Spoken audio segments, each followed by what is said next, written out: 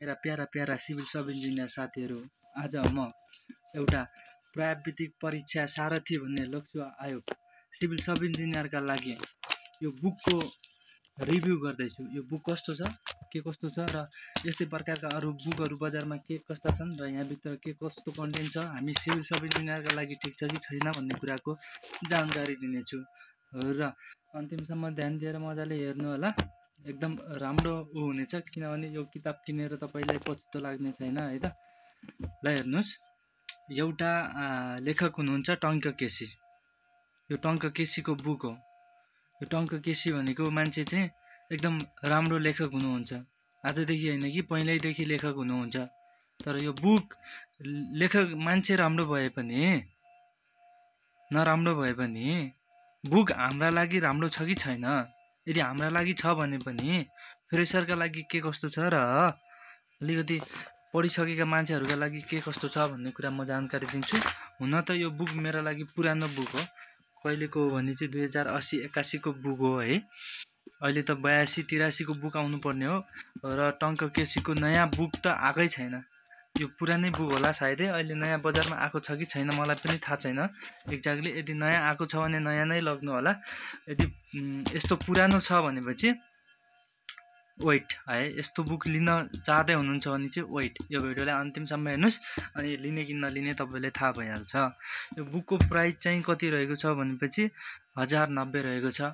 यो बुकभित्र के कुराहरू छ पहिला त्यो हेरौँ है। यस्तो छ है, बुकभित्र हेर्न सक्नुहुन्छ यस्तो प्रकारको टक्क प्राविधिक सहायक भनेर यो हामी सिभिल सब इन्जिनियरका लागि मात्रै नभएर सिधै कृषि, staff nurse, lab assistant, computer operator, स्वास्थ्य शिक्षा टेक्निसियन, पब्लिक हेल्थ नर्स, सियोनोमी, counsellor, nurse, pharmacy supervisor, pharmacy सहायक, हेल्थ असिस्टेन्ट, ल्याब टेक्निसियन, तथ्याङ्क सहायक, overseer, sub engineer, computer technician, अनुसन्धान सहायक स्तरका प्राविधिक पदहरूका लागि हो। यो सबैका लागि छ, यो कमन छ है त। अनि सिलेबसमा चाहिँ यस्तो किसिमको छ हैन, सिलेबस राखिदिएको छ है त। त्यसपछि गएर यहाँ हेर्न सक्नुहुन्छ के कुराहरू छ भनेपछि विशेष गरी सामान्य ज्ञान अन्तर्गत यी टपिकहरू छन् है। सार्वजनिक व्यवस्थापन अन्तर्गत यी टपिकहरू छन्। साथसाथै यस्तो यो छ है। त्यसपछि गएर यहाँ हामीहरूको के छ भनेपछि जेनरल अल्टिट्युड टेस्टतिर यो प्रकारको छ।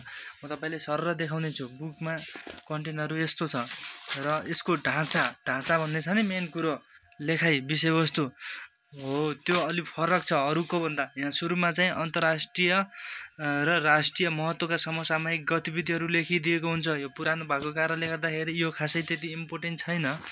नयाँ बुकहरूमा अलि चेन्जेस हुनसक्छ, अलि धेरै हुनसक्छ, तर यी पुराना कुराहरू पनि इम्पोर्टेन्ट हुन्छन् है त, जति जे भने पनि है। तर यसरी छ। यहाँ लेखाइ चाहिँ कस्तो छ भने चाहिँ मानौ कि हाम्रो सुरुको च्याप्टरमा जाउँ है, पाना पल्टाएर एकचोटि। कहाँ छ भने चाहिँ यहाँ छ, हेर्नुहोस् 1.1 मा नेपालको भौगोलिक अवस्था, प्राकृतिक स्रोत र साधनहरू, त्यो कुराहरूलाई यसरी लेखिएको छ। अरू बुकमा अझै फरक तरिकाले लेखिएको छ। तपाईँलाई कस्तो बुक पढ्न मन लाग्छ हेर्नुहोस् है त। यो बुक नराम्रो भन्ने छैन, राम्रै छ, ठिक्कै छ। तर यो बुकले के गर्छ भनेपछि सीमित मात्रामा तपाईँलाई सिकाउँछ है। अलि ब्रोडली मात्रामा, एउटा म्यानेजरियल मात्रामा तपाईँ चाहनुहुन्छ भने अरू नै बुक हेर्नुहोस्। अरू बुकहरूको बारेमा पनि मैले यहाँ रिभ्यू गरिदिइसकेको छु। प्रत्येक बुकहरू, जति बुकहरू मैले किनेर मैले आफैले पढेर अनुभव गरिसकेको छु, ती बुकहरू मैले पढेर रिभ्यू गरिदिएको छु। तिनीहरूको लिङ्क तपाईँले डिस्क्रिप्सनमा पाउनुहुनेछ है त। यहाँ यस्तो हेर्नुहोस्, लेखाइको ढाँचा। सर्वप्रथम म तपाईँले देखाउँछु लेखाइको ढाँचा। यदि तपाईँ सहर आफ्नो जहाँ पुस्तक स्टेसन हुन्छ, यो बुक मिल्ने ठाउँभन्दा टाढा हुनुहुन्छ भनेपछि यो भिडियो हेरेर जानुभयो भने चाहिँ तपाईँलाई भन्न, बोल्न, अनुसन्धान गर्न सजिलो हुन्छ। तपाईँले भन्नुहोस् कि त्यो पुस्तक पसलमा गएर टङ्क केसीको बुक देखाउनुहोस् मलाई, त्यो पनि कहिलेको नयाँ 2082-83 भनेर भन्न सक्नुहुन्छ। अनि तपाईँले हेर्नुहोस्, सर र चित्त बुझ्दो लाग्यो भनेपछि ठिक छ, नत्र भने चाहिँ छोडिदिनुहोस्। विशेष किसिमले चाहिँ यहाँ तपाईँलाई चाहिँ अरू सबै मिल्छ। यो हामीले पढ्नुपर्ने कुरा यही नै हो है त। जुन थ्योरीको कुराहरू छ, कन्सेप्टको कुराहरू छ, यसमा त्यति धेरै छैन कन्सेप्टको कुराहरू। तर यहाँ याद गर्नुपर्ने पोइन्टको कुराहरू छ। तर पोइन्टहरू चाहिँ छरिछिट्टन तरिकाले छ र मिलाएको छैन है, क्रमबद्ध रूपमा काहीँ पनि मिलाएको छैन। र विशेष गरी यहाँ के छ भनेपछि मल्टिपल चोइस क्वेसनहरू छ। यो बुक पढ्ने मान्छे ट्यालेन्ट हुन्छ हो क्या, ट्यालेन्ट हुन्छ। त्यो यो बुक राम्रोसित पढ्यो भनेपछि पढेपछि फेरि नबिर्सिने टाइपको हुन्छ है त। जो पढ्यो भने चाहिँ फेरि नबिर्सिने टाइपको हुन्छ, तर बुझ्न गाह्रो एकदम है त, बुझ्न गाह्रो। यदि बुझ्नका लागि सजिलो छिट्टो बुझ्नका लागि यो टाइम लाग्छ तर है त, यो पढेर बुझ्नलाई टाइम लाग्छ, तर बुझिसकेपछि लामो समयसम्म टिक्छ। तर अरू बुकहरूमा अलिक पढ्न छिट्टै हुन्छ, बिर्सिन पनि छिट्टै हुन्छ है, किनभने अरू बुकहरूमा अलि सिस्टमेटिक तरिकाले लेखिएको हुन्छ, अलिक धेरै छ, तर यसमा जरुरतको लेखिएको छ है। अनि यसमा मल्टिपल चोइस क्वेसनहरू छ प्र्याक्टिसको लागि। अरू बुकहरूमा अलिक कमै मैले भेटाएको छु र यहाँ चिजहरू सबै छ। यस्तो हो, बुक भनेपछि चाहिँ सबै कुराहरू यहीँ हुनुपर्छ भन्ने छैन। यहाँ हामीलाई कन्सेप्ट आइडिया दिने मात्रै चिजहरू हो, बाँकी कुराहरू हामी आफैले रिसर्च गर्नुपर्दछ। प्रत्येक बुकमा केही न केही छुटपुट सास्ता भन्ने हुन्छ, केही न केही कमी कमजोरी भन्ने सास्ता हुन्छ।